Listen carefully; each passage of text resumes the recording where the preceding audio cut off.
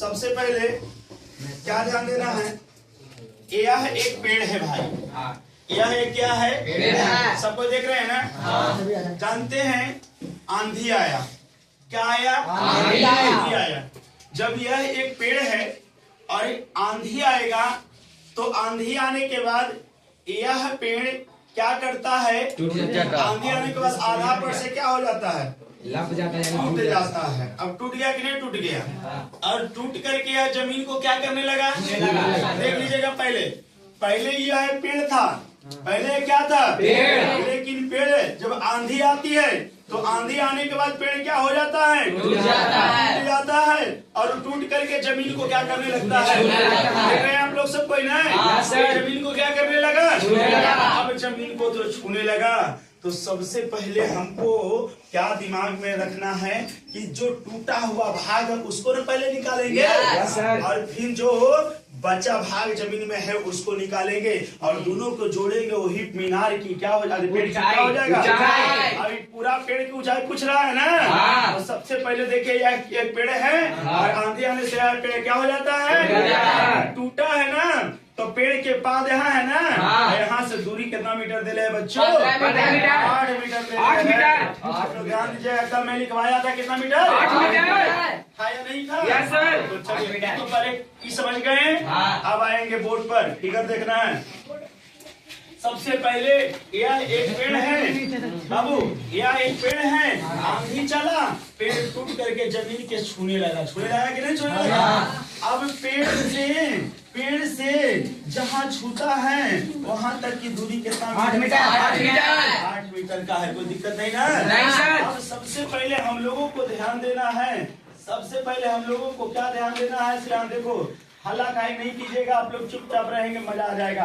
यही पेड़ टूट करके यहाँ चले आता है कि नहीं आता है।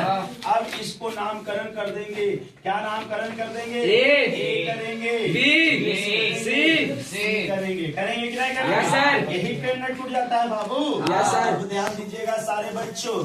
तो सबसे पहले हम लोगों को दिमाग में रखना है, सबसे पहले हम लोगों को दिमाग में रखना है कि टूटा हुआ, जहाँ टूटता हुआ कितना डिग्री के कोण, 30 डिग्री का कोण बनाता है, याद है ना आप लोगों को। अब 30 डिग्री के कोण बना देता है दोस्त, अब 30 डिग्री के कोण बना देता है। तो सबसे पहले हम लोगों को जो जमीन में है उस पेड़ को नहीं, जो टूटा हुआ है उस पेड़ के बारे में जानना है, जो टूटा हुआ उस पेड़ के बारे में जानना है। अब ध्यान दीजिएगा, ये आपका टूटा हुआ भाग को हम लोग क्या मानेंगे, H1 मानेंगे, क्या मानेंगे, H1। ध्यान दीजिएगा, ये टूटा हुआ भाग है। अब इन दोनों के बारे में समझेंगे तो मैंने बोला था कि समकोण के सामने वाली भुजा ये क्या है, कर्ण, और आधार किसको कहते हैं हम लोग, इसमें सबसे पहले लिखेंगे क्या कि AC पेड़ के टूटा हुआ भाग है, कोई नहीं बोलेंगे, साथ चुपचाप सुनेंगे। AC पेड़ के टूटा हुआ भाग है, AC पेड़ के टूटा हुआ भाग है। AB जमीन में लगे पेड़ का भाग है। BC जमीन है जो 8 मीटर की दूरी पर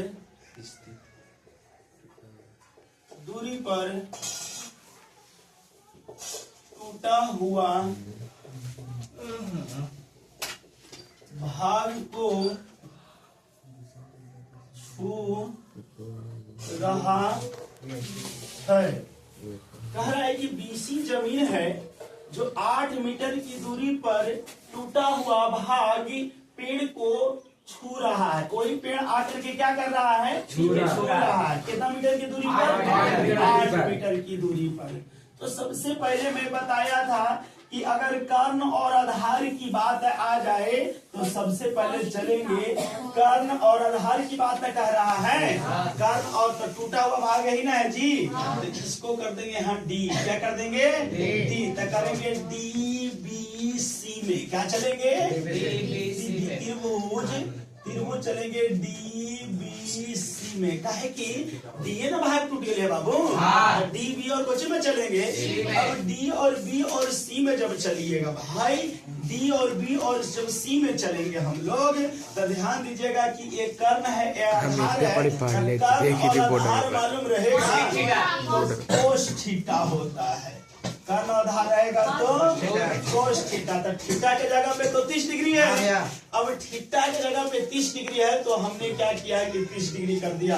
कोस थीटा बराबर आधार बटे कर्ण होता है भाई। तो आधार देखेंगे कि कितना दिया हुआ है। आधार दिले है 8 और कर्ण दिले है है। आधार दिले है 8 और कर्ण दिले है H1। कोस 30 डिग्री के मान होता है √3/2 होता है 2 होता है, बराबर है। तो अब यहाँ 8/H1 है तो 8/H1 बता। यहाँ तो कोई दिक्कत है? अब देखेंगे कि कोस 30 डिग्री के मान होता है √3/2। अब यहाँ 8 है तो 8/H1 है तो बटा H1 दिया है। तिरछा तिरछी अगर हम कहीं गुना करते हैं तो H में √3 से अगर गुना करेंगे तो बराबर 8 गुनी के 16। बोलना नहीं आप लोग को। H1 बराबर 16 और E है जो बटा में आ जाएगा √3। समीकरण हो गया 1 है ना, बच गया बाबू। अब समीकरण 1 आ गया तो अब हमको देखेंगे कि जो भाग बच रहा है पेड़ में उसको निकाल लेते हैं।